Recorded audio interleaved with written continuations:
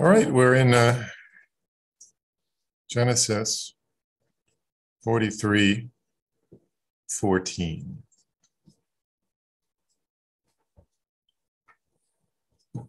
which I think is Jacob's getting ready to send the kids down to Egypt. He says, yeah, they're not children anymore. So he says, may the Almighty Shaddai grant you compassion.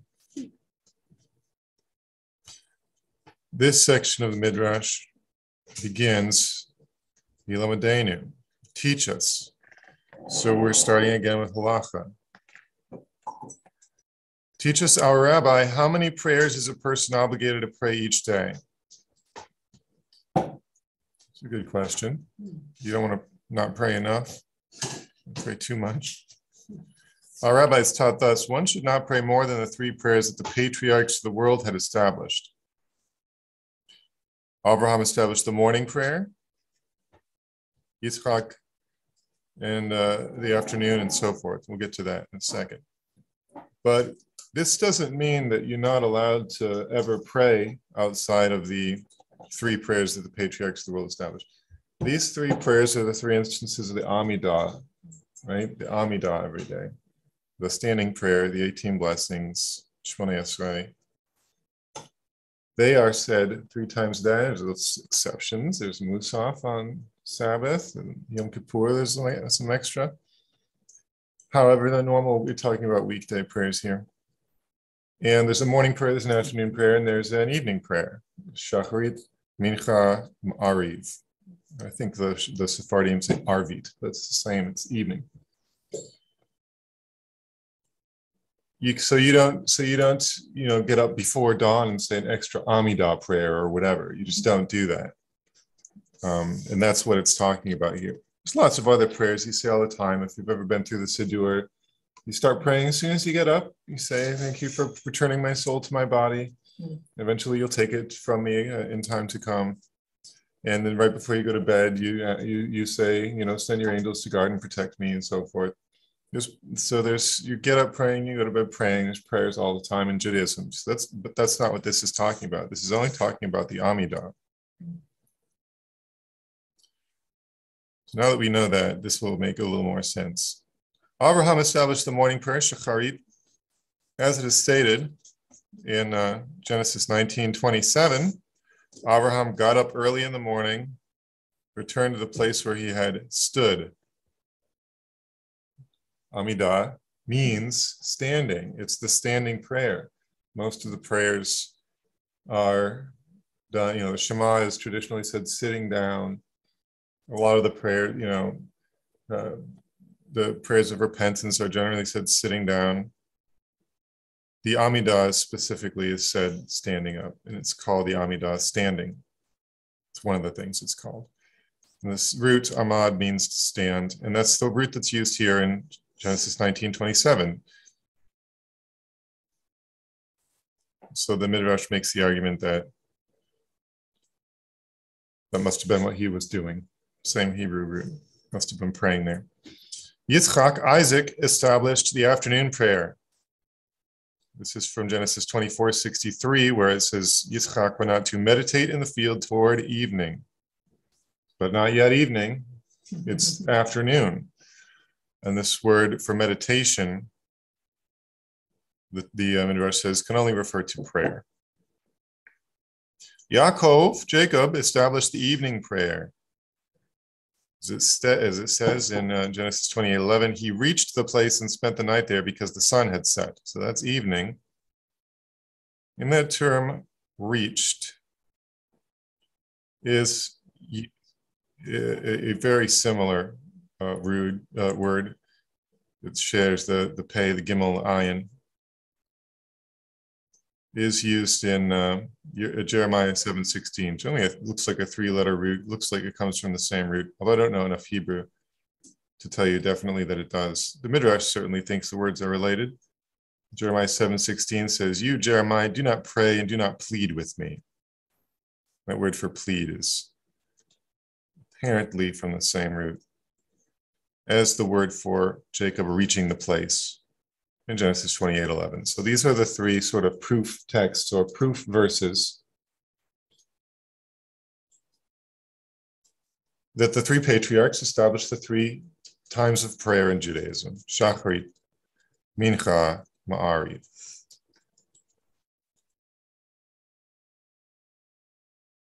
Welcome, welcome, welcome, Terry and Penny.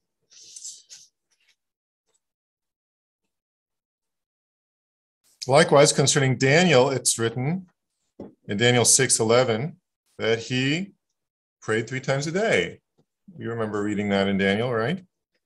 It doesn't specify in Daniel when those 3 times were, but David specifies in Psalm 55:18 when he says, evening, morning, and noon, I supplicate and moan. He has heard my voice. Evening, Ma'ariv. Morning, Shacharit. Noon, Mincha. Interesting order as well. The day in Judaism begins at night. The sun goes down. Hence, a person is not permitted to pray the Amidah more than 3 prayers a day. Rabbi Yochanan said, if only a man could pray continuously all day. If only you could, but you can't. Antoninus asked our holy master, this is Yehuda Hanasi. This is the second time in as many weeks that we've had Antoninus talking, or it was 2 weeks ago, I don't remember. Antoninus was the Roman emperor in the time of Rabbi Yehuda Hanasi being the Gadol Gador, the most preeminent rabbi of his generation. So sometimes they interact. Antoninus and Yehuda Hanasi interact. The Roman emperor and the leader of the Jewish people. Antoninus says, is it permitted to pray all the time? And the Rebbe said, it's forbidden. Antoninus said, why? And the rabbi said, well, in order that one should not act lightheadedly when saying the blessing of Gevurah, which is the second blessing of the 18 blessings, where it talks about how God is abundantly mighty to save and will raise the dead. Apparently that prayer needs special concentration, although I didn't look up why specifically, probably should have. Antoninus didn't like this answer.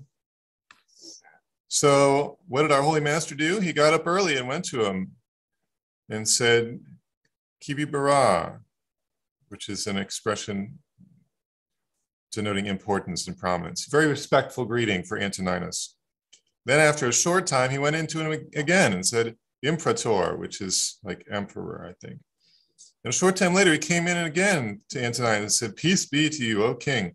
Antoninus said, why do you demean the monarchy? Right, you're making fun of me by coming in so often, even with your respectful greetings. Yehuda Hanasi said, let your ears hear what your mouth has said. You who are a mere mortal say that if one inquires after your welfare all the time, it's considered demeaning, all the more so regarding the King of Kings. A man should not trouble him all the time.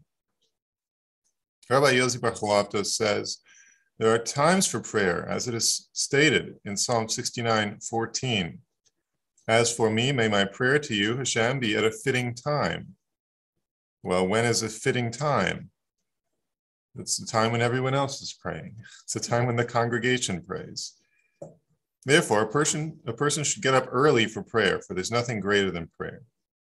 Maybe get up early, but you're praying at the time the congregation prays. I guess maybe it means you want to be on time for prayers. The proof for this, that there's nothing greater than prayer, is that when it was decreed that Moshe could not enter the land or see it, he increased his praying. And as a result, God still didn't let him in, but he showed him the entire land. He got to go up on a mountain and he got to see the whole thing. Likewise, Hezekiah, Hezekiah prayed. And the decree was abolished. What was the decree about Hezekiah? Do you remember? He was going to die. He was going to die, and he prayed that the decree would be reversed in the sundial, the sort of sundial caused by a pillar, a shadow of a pillar on the steps of the temple, turned back and in signification, he would live, I think, another 15 years. And that was accomplished with prayer. Even concerning Jacob, when he sent his sons to Egypt, he prayed for them. As it states in our verse, may the Almighty Shaddai grant you compassion. Next section on the same verse. In reference to this, the verse states, for this, let every pious person pray to you at a time when you can be found. This is Psalm 32:6. What is the meaning of at a time when you can be found? Rabbi Abba said, at a time of old age. A man should pray for his old age, that his eyes should be able to see, and his mouth should be able to eat, and his feet should be able to walk. For when a person ages, all these things begin to depart from him. Regarding Isaac, what's written? Well, in Genesis 27, we see he grew old, his eyesight faded, and he couldn't see. In Jacob, this is something similar in Genesis 48. His eyes were heavy with age. He couldn't see.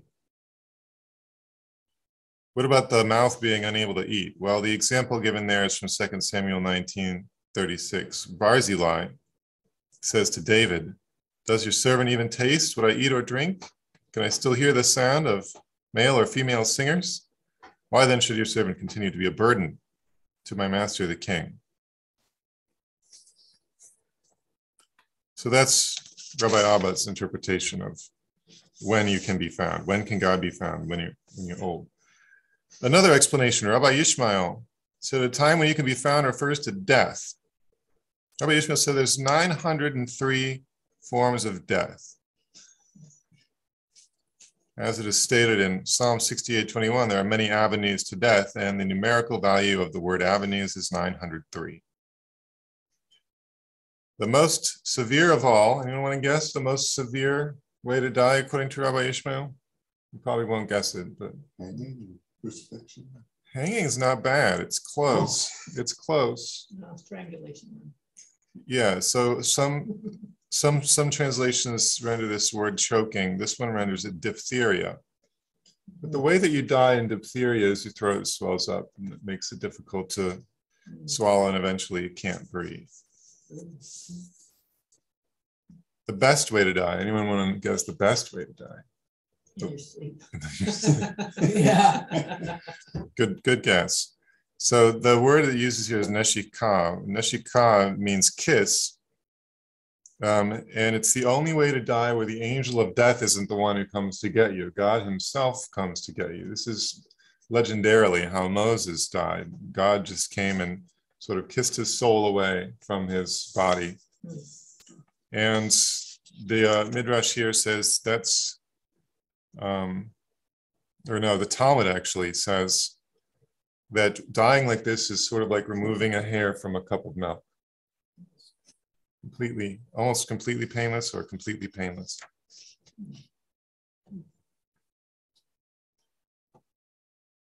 Another explanation of at a time when you can be found, it's very similar here, refers to praying regarding the departure of the soul. Rabbi Ishmael said there's nothing as tortuous as the departure of the soul. Now, Neshika is not tortuous, I don't think. I think some sources say that Rabbi Ishmael here is probably talking about one of the worst kinds of death, like diphtheria. How does the soul depart? Rabbi Yochanan says, just as a rope is drawn out of the esophagus, so does the soul depart from the body. So it feels like someone dragging a rope out of your throat through your esophagus. Sort of like, and the examples given here in the commentary are like ropes through holes in a ship, like rigging ropes, old sailing ships. Rabbi Hanania said like a fingernail in the esophagus. So this is like a sort of like a rope, a big knot in it coming out the esophagus. If you can imagine that. Shmuel said like an upside down ladder, which is weird. Another version, the Midrash Rabbah, which also has this tradition, uses a different example than an upside down ladder. It uses a wet thorn in the windpipe. Right? So a thorn that's dry might break in half, but a wet thorn, and what doesn't break, it just bends around. And, yeah. Look how tortuous is the departure of the soul. Another explanation, and this is in reference to our verse, may the Almighty Shaddai grant you compassion. In reference to this, the verse states, would your wealth avail you? Not in adversity, nor would all the power of your strength. This is from Job. Would your wealth avail you? Not in adversity, nor would all the power of your strength. Job 36:19. Rabbi Elazar said, and this is sort of an explanation of what this verse has to do with our verse. In times of comfort, do not scorn the need to pray. The Holy One, blessed is he, said, just as I have the need to bring down the rains and the dews and to make vegetation grow and keep creatures alive, so you have the need to pray before me and to bless me with regard to my deeds. And do not say, I have an abundance, so what need do I have to pray? When adversity strikes you, then you will come and pray. In other words, the verse from Job means that there's no amount of wealth or power that can really protect you from every bad thing. Hence, before adversity strikes you, you should precede it with prayer. Pray before bad things happen to you. Rabbi Elazar said, it's written in the book of Ben Sirah, honor your physician even before you have need of him. Wasn't that one of the teachings from a couple weeks ago where you talked about how why the righteous have problems? Bad things happen to righteous people because God wants to hear from them. We talked about that with the matriarchs. Yeah. Yeah, they had everything they needed. They were wealthy. They were beautiful. So if they didn't have any problems, they never would have had any reason to pray. So that's why God made them barren, because he wanted to hear them pray. So that's what the Job verse means when it says, will your wealth avail you? It also says, know all the power of your strength. So Rabbi Yochanan says, in reference to that part of the verse, so do the righteous people, so do the righteous people. In other words, this is what righteous people do. They intensify the power of strength. This is sort of an esoteric idea, according to Eitz Yosef, the most prominent, probably, commentary on the Midrash. When it says righteous people intensify the power of strength, it doesn't mean they intensify the power of their own strength. According to Eitz Yosef, what it means is God, of course, God, we talked about this, we talked about the Sphirot, the emanations, right, in the Kabbalah. God, even if you don't go there, you know from the Torah that God has the aspect of chesed, of loving kindness, the desire to bless, to pour out blessings, but also the aspect of judgment, the aspect of withholding his blessing. And, sometimes bad things happen. And, to anthropomorphize a little bit, sometimes, you have both of these. It's not like having the angel and the devil on your shoulder, but it kind of is. If you want to really make it like understandable at a child's level, God may want to bless. He may also have a reason not to bless. So these are getting weighed, right, in the divine consciousness, so to speak. And God really wants the blessing to win over the judgment. But it takes, again, so to speak, anthropomorphisms are not accurate, but it takes some effort of the divine will to do so. It's work. But prayers add strength to the grace side.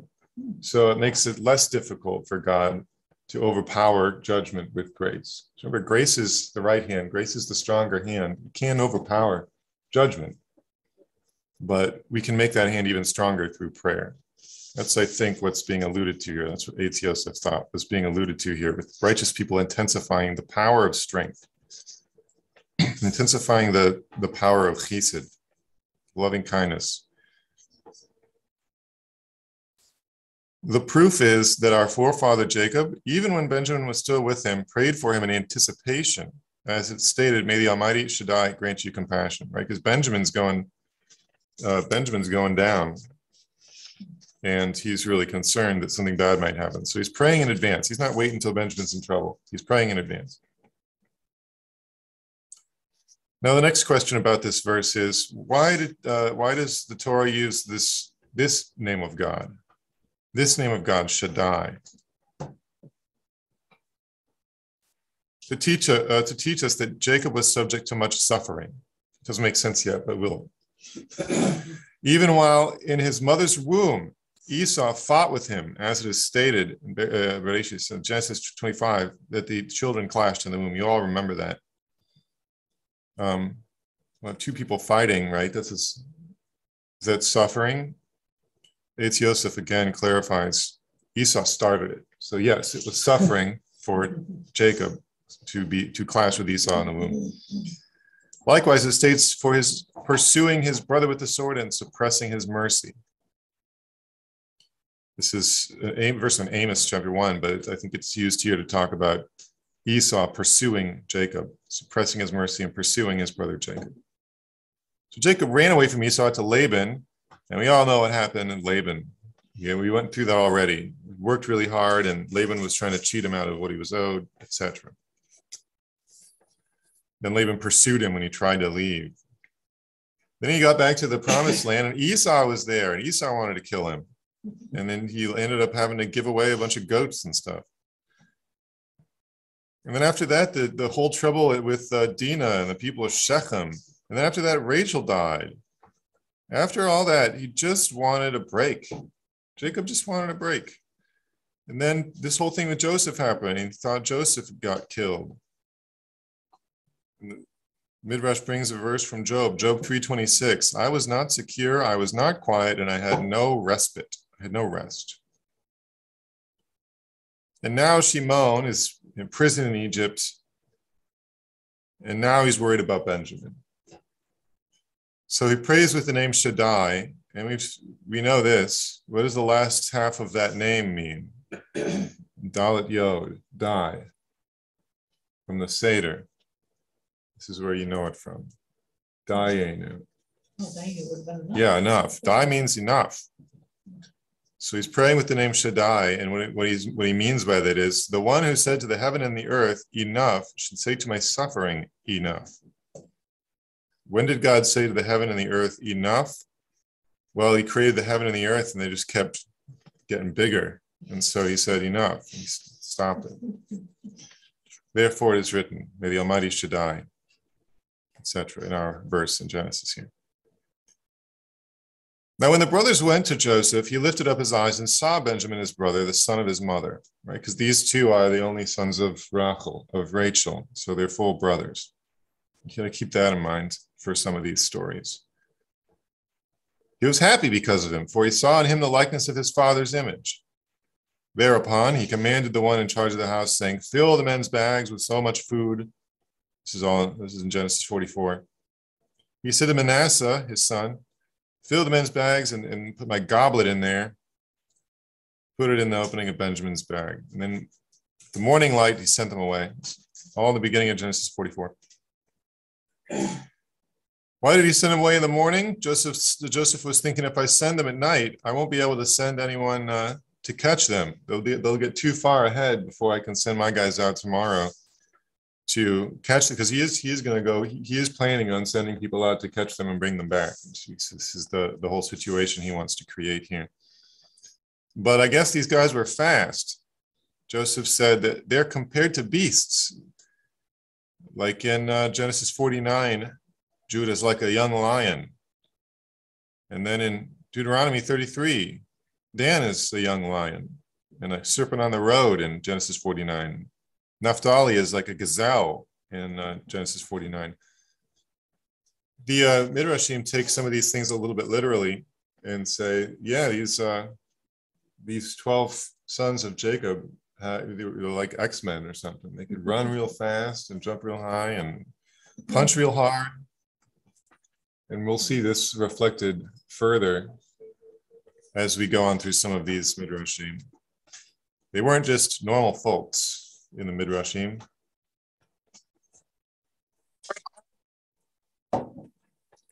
Hi, Jacob. Hello. We're in right just in time. We're in Parshas Miketz. Pardon? We're in Genesis 44, sort of. Of Genesis. Genesis 44, where the Midrash is retelling the story of Joseph sending them away with Benjamin, but Benjamin's got the goblet in his bag. Thank you. Sorry, No, it's fine. It's fine. We all been late, except for my mother. Now.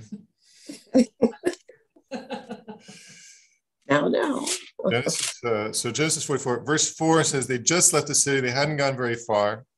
Joseph didn't let them get very far because he thought if they go far away, no one will be able to overcome them because they are superhumanly fast in the Midrash. Set out, pursue them as long as the fear of the town is still upon them. And when you catch up with them, what do you have there? And when you catch up with them, when he's giving them instructions there. When you overtake them. Then what? Say unto them, okay. Therefore have ye rewarded evil for good. So one of those Hebrew words there, the Midrash interprets it as confuse them by using harsh words and soft words. So they ask about the goblet. They tear their garments in grief. It's in verse 13. Oh, good. Okay. The Holy One, blessed is he, said to them, you caused that the garments of your father be torn for nothing. So you shall tear your garments for nothing. Because they're not actually in danger and Joseph wasn't actually dead. So both times the garments were torn for no reason. Rabbi Yitzchak said the tribes tore their garments over Benjamin. Therefore, Mordechai was descended from him who tore his garments over Israel. Remember when he heard about Haman's decree, I think. That's in the beginning of the 4th chapter of Esther. Mm-hmm. Each man loaded his donkey, still there in verse 13. Midrash says they had no need to help each other. So again, they're so strong, they can just pick up the load for the donkey and put it on the donkey. They don't need I don't know why they even needed the donkeys. They were standing and hitting Benjamin on his shoulders and saying to him, woe for you, thief, son of a thief. How is Benjamin the son of a thief? Oh.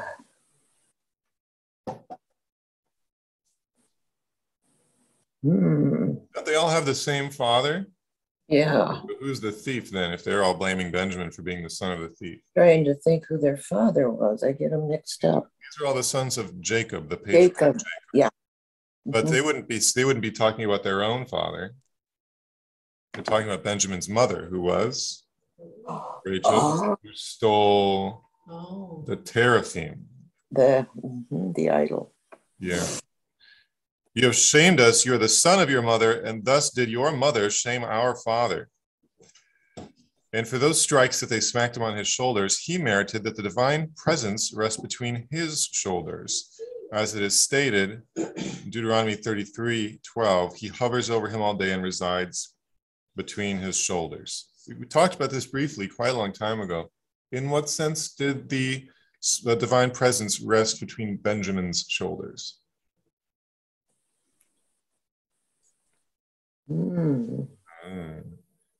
The temple was built at least partially in the territory of Benjamin. I was thinking of that, Jacob. Yep. It was coming back. Mm-hmm. So in verse 14, they go back to Joseph's house, which is interesting because you'd think this guy would have an office, the second in command of all Egypt, right? Why they go to Joseph's house? Well, he didn't go out to the platform from which he normally judged people because he didn't want to embarrass his brothers in front of all the Egyptians. And then, of course, they fall to the ground before him. and say, let us be slaves in verse 16. And this is all to fulfill the dream that he had about the sun, the moon, and the stars bowing down to him. Mm. So Joseph says, he warns them that he's an expert diviner, I think in verse 15. He says, don't lie. I know everything. He says, I'll tell you why this boy stole it. This is the Midrash now. It's not directly from the Torah. I'll tell you why this kid stole his cup. He wanted to use it for divination like I do. And he wanted to divine where his brother is. He wants to find his missing brother. So Judah speaks up. He says, what can we say?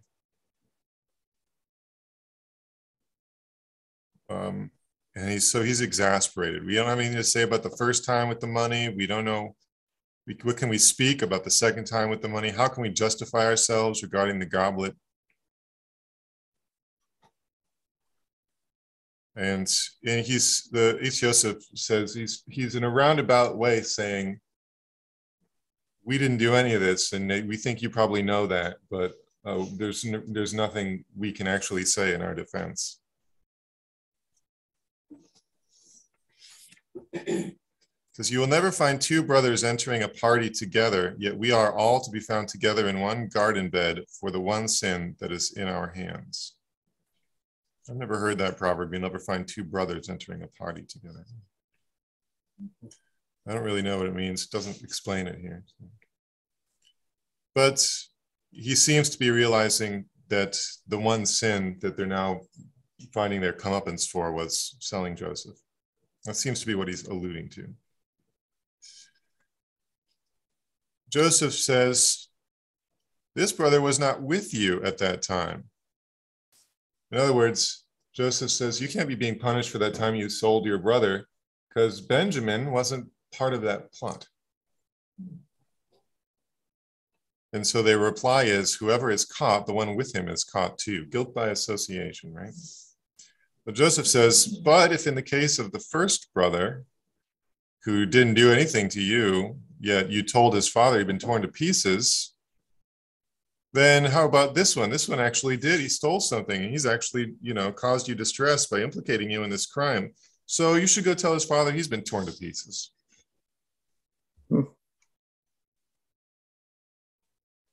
Now that the Midrash mentions here, if the calamity that came through this righteous man provided sustenance for all those in the world, all the more so the merit that the Holy One, blessed is he, brings about through them. In other words, something bad happening to Joseph resulted in a blessing for the whole world. All the more so, the good things that happen to the Jewish people will result in blessings. This is almost exactly the same argument Paul makes in Romans 11, right? If through the rejection of Jesus by the Jewish people, blessing has come to the whole world, how much more so when they see and accept him for who he is. Yep. Extraordinary, direct, we're very nearly direct parallel here between Tanchuma and Paul. Of course, Tanchuma is probably not aware of Romans 11, so it makes it all the more interesting. It is Paul is a Jewish thinker, and whoever wrote this is a Jewish thinker, and they think about things in the same way. Helps us place Paul right there as Jewish literature. Next portion, Vayigash. Vayigash. Where does Vayigash start? Turn to Vayigash. 44, verse 18. There you go. Yehuda approached him. Judah's about to speak up. And he's going to guarantee himself, right? He's going to say, "Oh, take me instead," right? Take me instead of Benjamin. And the reason that he's doing this is because before they left with Benjamin, he had told his father Jacob that he would guarantee Benjamin's safety. We didn't read that because we're not reading through the portion here. We're just reading through Midrash, but we have to know both of those things for these next few sections to make sense. Reuben, remember, tried to guarantee Benjamin's safety, offering his own children. Jacob refused Reuben's offer, but then when Judah offered to guarantee Benjamin's safety, Jacob accepted.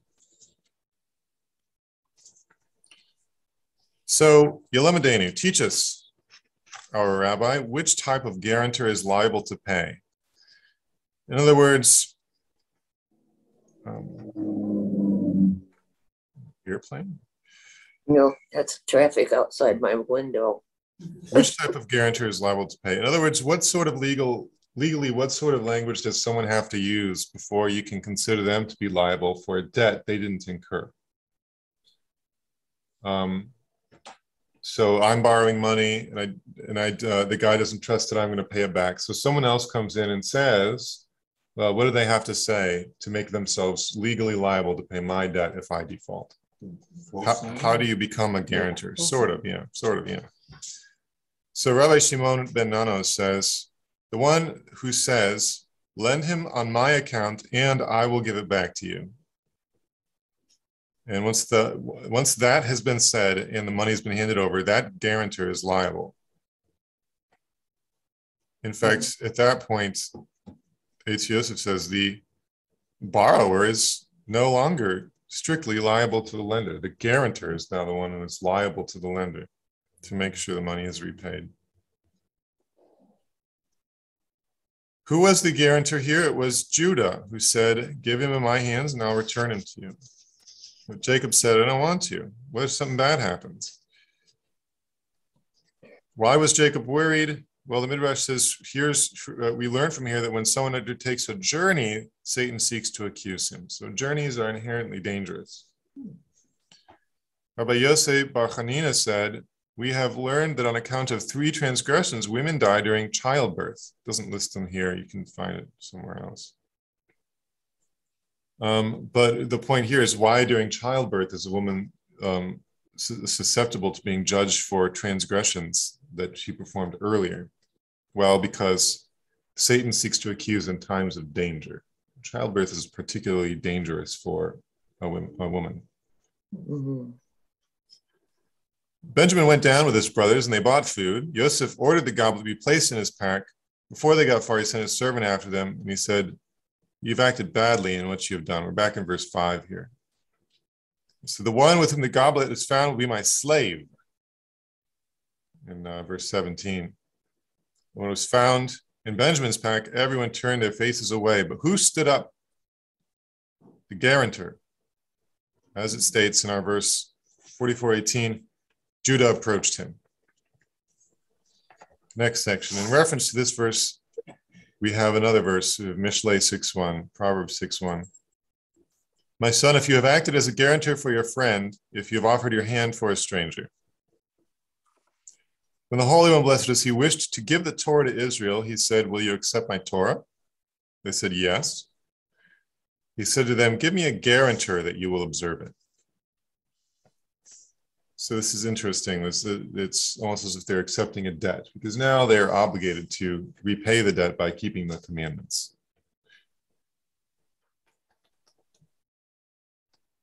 What if they don't? From whom will God exact the toll?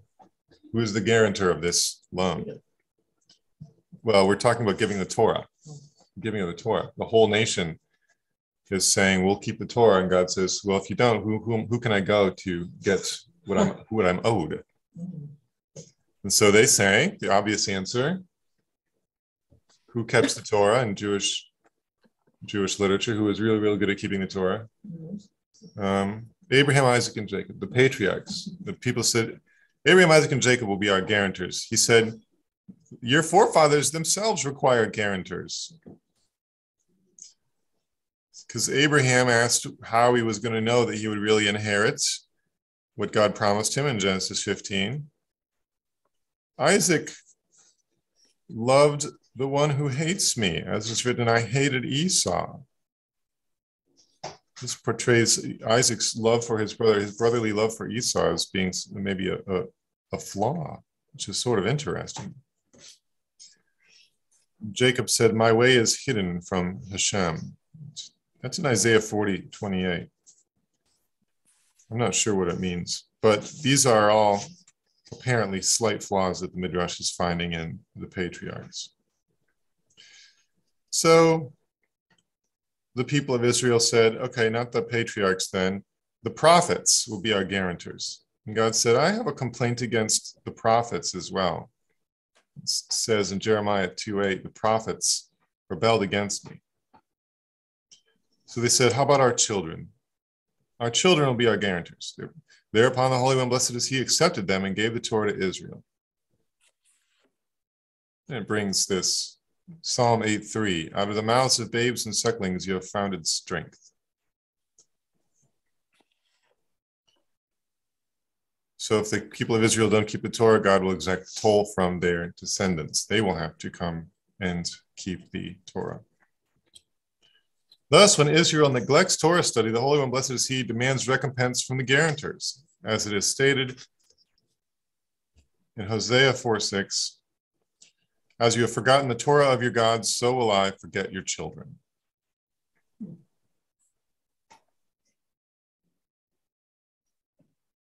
The Holy One, blessed is he, said, I too am grieved over them that I have to cause their loss, for they say to me each day, bless Hashem, the blessed one, for all eternity.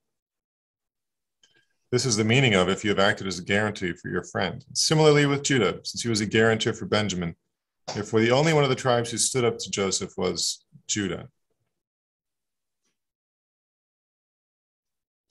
Interesting idea.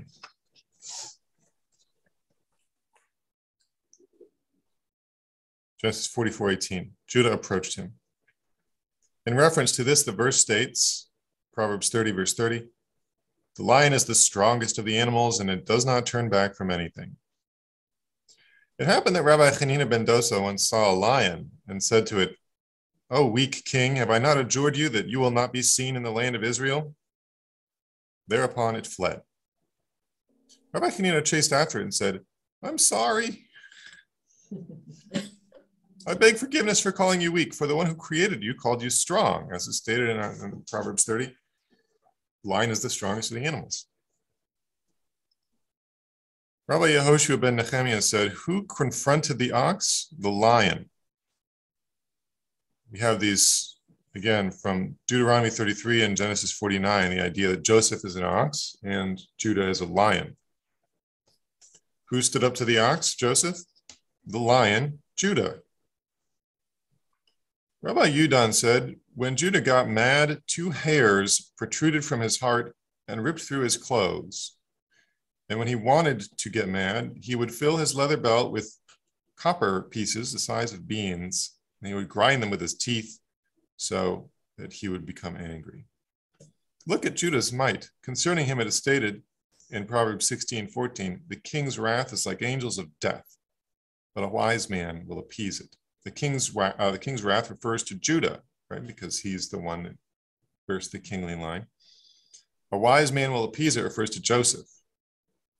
And of course, it says in Genesis 41, there's no one as understanding as wise as you, in reference to Joseph.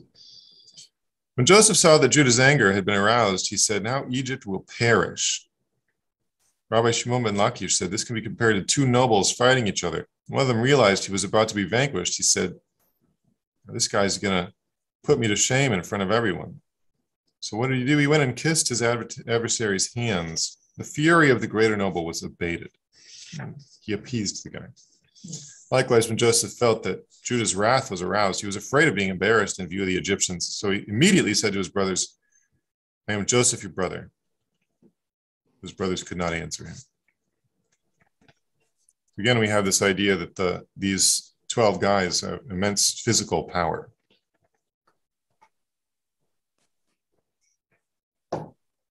Yehuda approached him. In reference to this, the verse states, the jealousy of Ephraim shall cease. This is Isaiah 11:13. The jealousy of Ephraim shall cease. Who is Isaiah referring to in this verse? He must have been referring to Judah and Joseph. Rabbi Shmuel bar Nachman says in the name of Rabbi Yonatan, while Yehuda and Yosef were arguing with each other, the ministering angels said, let's go watch. The ox and lion fight each other. It's natural for the ox to fear the lion, but now the ox and lion are fighting continuously, and the jealousy between them will be until the coming of Mashiach. Hence, the jealousy of Ephraim shall cease. This is perhaps a reference to the northern and southern kingdoms fighting each other. This ultimately will not be resolved until we find, I think, in Ezekiel, the two sticks becoming one. Anyway, it states in Ecclesiastes 7:19, wisdom strengthens the wise more than 10 rulers who are in the city. This refers to the wisdom of Joseph. What was the wisdom of Joseph? He did not want to fight with his brothers. But when he saw 10 mighty men standing before him, one of them was capable of destroying 10 provinces, he trembled. But his wisdom saved him, as it is stated, wisdom strengthens the wise. So what did he do? He placed guards at the gates, and he took Shimon from them and imprisoned him and actually the Midrash says Simon is the one who pushed him in the pit. And he wanted to separate Simon from Levi because sometimes those two would talk to each other and then a lot of people would die after. Remember Shechem? Thereupon Shimon said to his brothers, this is what you did to Joseph, and now you seek to do the same to me. This, I think, is still talking about the first trip down, right? They said to him, what else can we do? Should everyone die of starvation? So Simon says, all right, fine. Let me see the one who's going to put me in prison. It sounds like a challenge. Let me see the guy who can put me into a prison, Simon says. At that moment, Joseph sent a message to Pharaoh and said, send me 70 of your strongest men, for I've found bandits and I wish to place chains on them. So he sent them, and Joseph's brothers were watching to see what he wished to do. And Joseph said to those strong men, put this one in prison, Simon, and put chains around his legs. When they approached him, he shouted at them. When they heard his voice, they fell on their faces and smashed their teeth. As it states, the mature lions roar, the whelps cry, and the cubs' teeth, all are lost. It's Job 4:10. So Simon roaring was enough to break the teeth of the guards. Manasseh, the son of Joseph, was seated before them. So Joseph says, go ahead, Manasseh. Manasseh got up, took Simon down with a single blow, took him in the prison and chained him. Simon said to his brothers, that's no Egyptian. Seems like he must be one of us. When Joseph's brothers saw that Manasseh had imprisoned Simon, beaten him and chained him, they were struck with terror and went back to their father. Ultimately, they brought Benjamin, presented him before Joseph. Joseph said to them, is this your youngest brother of whom you spoke to me? They said, yes. Joseph said to Benjamin, do you have a wife? He said, yes. He said, you got any sons? And he answered, I have 10. And Joseph asked, what are their names? And he said, all the names. Joseph said, who ever heard of names like that? Benjamin said, well, I called them these names because they all relate to my brother, the son of my mother, who was older than me. So these are names. I think these explanations are taken from the Talmud. So Bela, because Joseph was swallowed up amongst the nations. It's the same, again, all of these are wordplay that makes sense in Hebrew. Becher, because he was my mother's firstborn. Ashbel, keep getting tripped up with the Ashkenazi pronunciation, but Sarah. Ashbel, because he was sent by God into captivity. Gera, because he had to live as a stranger. You know that one. Ger Toshav, a stranger. Gera, stranger. Yep. Naaman, because he was pleasant. Echi, because he was my brother. That's pretty straightforward. The son of my mother. And Rosh, because he was my leader and elder. You know that one too. Rosh Hashanah, the head of the year. It's head or leader.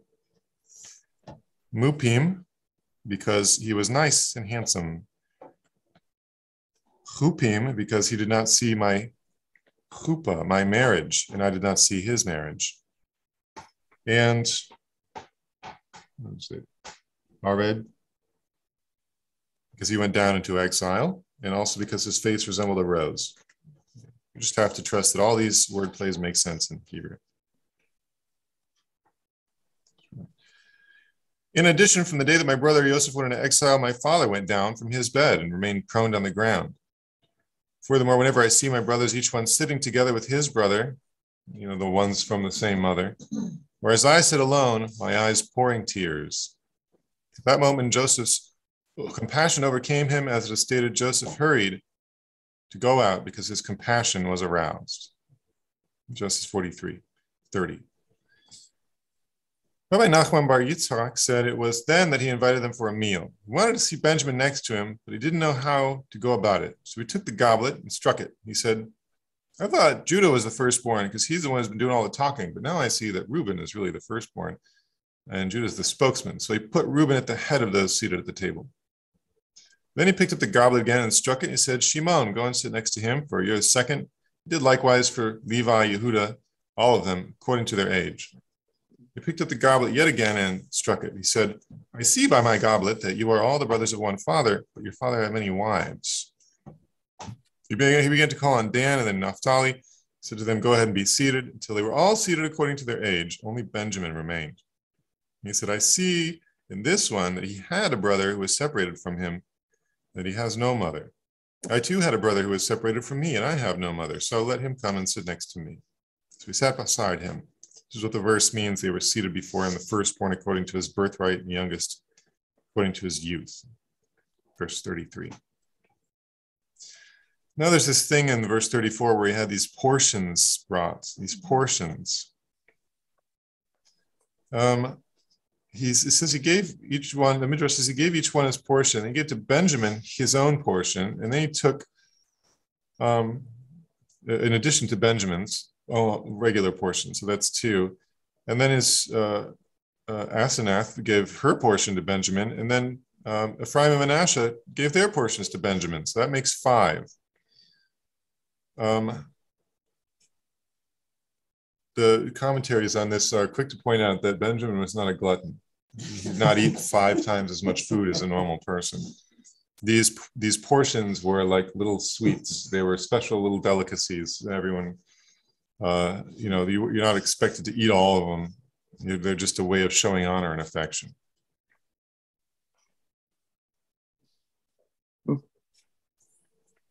Same verse, next section, another explanation. Judah approached Joseph. He said, Midrash says, he approached him with rebukes. He says, please, my master, do not bring the attribute of justice against us. That your servants speak a word in my master's ears, for you are equal to Pharaoh. This is the Midrash interprets this in a couple ways. One way it interprets this, for you're equal to Pharaoh, Genesis 44:18, is he was afraid that just like Pharaoh probably had this big harem, right, that Joseph had designs on Benjamin. He wanted to make him his slave. Another explanation is you are equal to Pharaoh was sort of Judah's way of saying, yeah, you're equal to Pharaoh, but, I'm equal to Jacob. So we're not so different. We're both prominent people. The master asked his servants. So Judah says, and the Midrash paraphrases and expands here, from the start, you encountered us with subterfuge. People from, this is, I think, Judah talking. People from many countries have come to Egypt to acquire food, but you didn't investigate any of them. You think we came to marry your daughter, or perhaps you were looking to marry our sister? Nevertheless, we withheld nothing from you. Joseph said to him, Judah, why are you the spokesman among all your brothers? I see by the means of the goblet there are some brothers who are older than you, but you are the spokesman. Judah said, everything you see is because of the pledge that I guaranteed for him. He said, why didn't you vouch for him when you sold him to the Ishmaelites for 20 silver pieces? You caused your father anguish and told him Joseph was torn to pieces. And he didn't do anything against you. What's going on? But this one sinned and stole the goblet. Just tell your father that the rope has followed the bucket. In other words, this Benjamin's a thief like his mother. Judah heard this. He cried out and wept loudly and bitterly. He says, how can I go back to my father without Benjamin?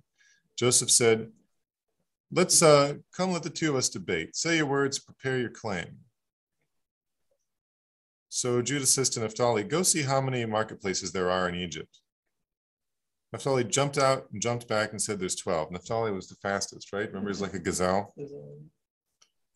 Judah said to his brothers, I'll destroy 3 and each of you can destroy 1, and no survivor will remain. His brother said to him, we're not in Shechem, Judah. You destroy Egypt, you're destroying the entire world. The sources differ on what this means, maybe because Egypt was feeding the entire world in this famine, maybe because the population was just that high. It was then that Joseph could no longer contain his emotions. Rabbi Shmuel said, Joseph put himself in great danger, because if his brothers had killed him, no one ever would have found out what really happened.